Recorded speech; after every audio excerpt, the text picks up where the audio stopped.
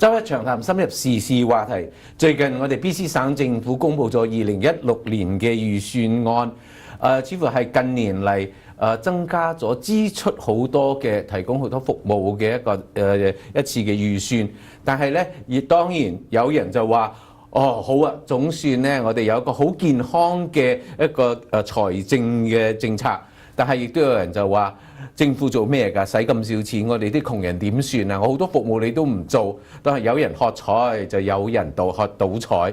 我哋今日咧，按照慣例，第3次請到我哋嘅財政廳長 Mike Jong 嚟同我哋親身解說今年2016年嘅財政預算。Mr. Minister, thank you very much for coming to our show. This is the third time right after your the budget announcement. Thank you very much. B.C., ni hao, and thank you for inviting me back. I always look forward to being on the program with you, a good chance for us to talk about the budget. Thank you very much. Now, my first question, this is the third time I asked this first question, your shoes. I know this year, against all your staff's advice, you decided no new shoes. So you went back to the new repair shop to shine it and make it better. So, what is this year's new message on that symbol? I think sometimes we can exaggerate the significance of things. I like my shoes. They're comfortable. I like wearing them. And Michael, the shoe repairman, does a great job. Look, I do think it is indicative of this. I don't think we should spend money needlessly. My shoes work. They're good. One day I'll get a new pair of shoes. But like the budget and the people's money, we should be very careful, I think, about the decisions we make, ensure that we're getting good value, and understand that tomorrow might not be quite as sunny a day as today, or maybe sunnier. We should plan for any contingency. So I wouldn't read too much into the shoes, except that they're very comfortable, and he did a good job. So I just think that the media find it very, very interesting, and also have a lighter side of this very important and heavy subject.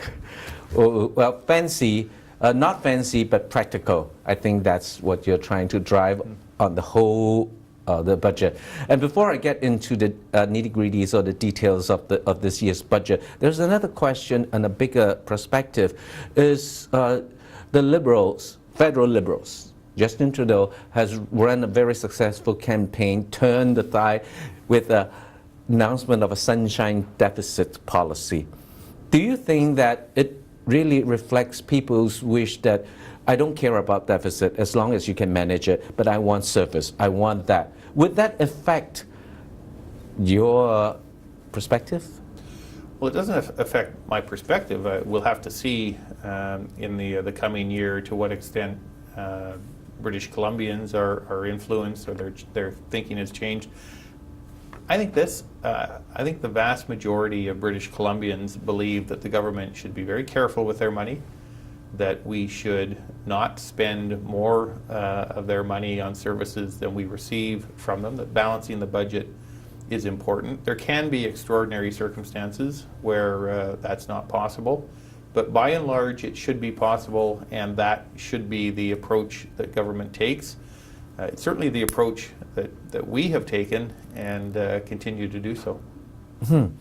Okay, now back to our 2016 budget. Can I say one thing about that, though, BC, and just because you asked the question. When we spend more on services today than we have, what we're really saying is we're saying to our children and our grandchildren, we want more today and you should pay for it. I want to be from a generation that pays its own way, that pays for the services that we consume ourselves. I don't want children and grandchildren to pay for the services that we consume. I don't think anyone watching this program would say to their son or daughter or grandson or granddaughter, I want to go to Hawaii this year and I don't have the money, so you should pay for it. No one would do that. When we run operating deficits, that's what we're really doing. We're foisting the cost of the programs and services we use today onto future generations. And I don't think the majority of British Columbians want to do that. Thank you. I think that's a very strong message. That sets the tone of how you make your decisions. And talking about decisions, this is the first year you have spending money on services, but this time there is some increase on funding many projects. Everything is a priority. Every activist will think there is the most important. What was the principle that set you to make those decisions? Who comes first, who comes next? Who's the most vulnerable? Who is in the greatest need? Vulnerable children. The government needs to be there for vulnerable children, and there have been some cases in the past where that led to reports and reviews, and so we decided, now that we have a little bit of extra money, that we would take a good chunk of that. Can you give us a specific example? Well, several $100 million for vulnerable children, to help to hire over 100 new social workers to better protect children, to ensure that to facilitate placements for adoption so that children have a permanent family for their lives. These are priorities.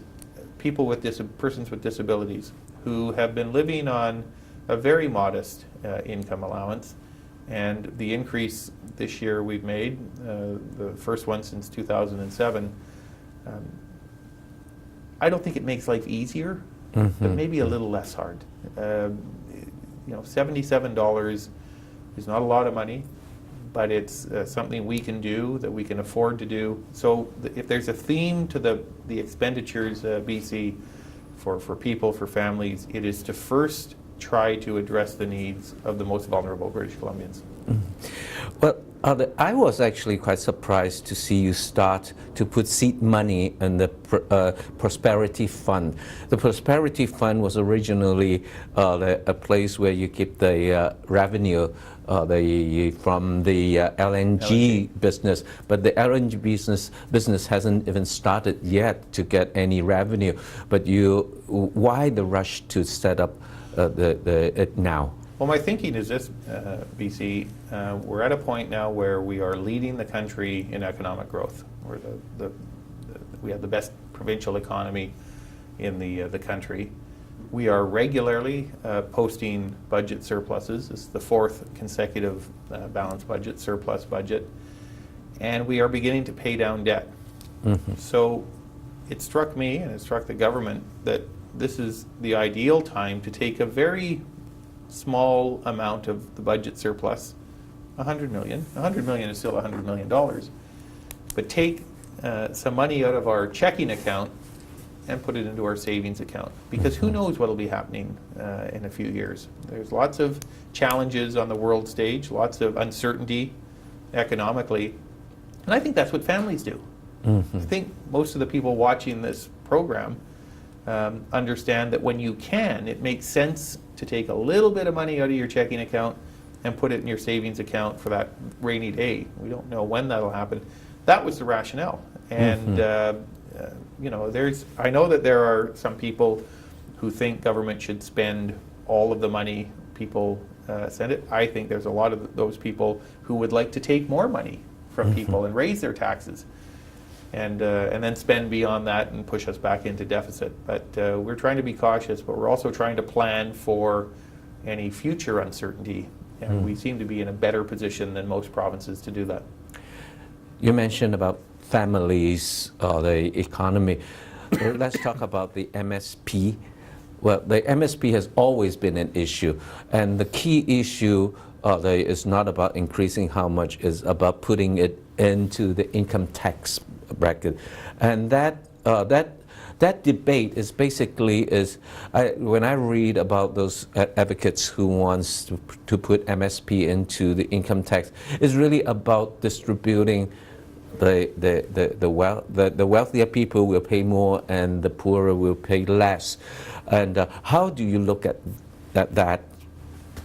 particular statement. Yeah, that aspect of it, I understand, and the notion of progressivity is an important one and a valid one. And we've tried to incorporate that increasingly into MSP premiums. Folks earning less than $45,000 or $51,000 don't pay MSP premiums or pay significantly reduced amounts. 2 million British Columbians will no longer be eligible to pay, will no longer have to pay MSP premiums, B.C.Lee, and another 335,000 will be eligible to pay reduced premiums. My concern with the notion of simply taking MSP and rolling it into general income tax is it strikes me that what you're really doing is hiding the fact that we collect $2.4 billion in a specific fee to fund our healthcare system. The healthcare budget will soon be $19 billion. $19 billion. And that is out of your hands. That is, and some people think that's not enough. The budget is going up another $500 million every year in this fiscal plan. And we get $2.4 billion, about 14% of that, from MSP premiums. So we can hide it, and most other provinces do. We can hide it in general taxation instruments like personal income tax. But what's the more honest approach? What's the more transparent approach? It strikes me that the more honest approach is to say to people, here is the fee, here are the people that must pay it, here are the people that don't have to, and be open and honest about that. So I think I get the political attraction to waving a magic wand and making MSP premiums disappear, but it's a bit mythical because we will still have to collect from people the equivalent amount. It's just putting it into a different account. It's still in the bank. Well, it still needs to be there, and by rolling it into income tax, I mean, the criticism I get most often from people, BC, is they'll come up to me on the street and they'll say, Mike, I don't mind paying my taxes, but I want to know what you're doing with it. I don't know, I pay my income tax, I don't know what you do with it. You know, show me what you do with my tax dollars. Well, MSP is for healthcare. It's very clear what it's for. Great. Let's take a break. And when we come back, we want you to tell us more about what you're doing with our money. Very Thank good. you. 我哋休息一陣，一陣間繼續返嚟。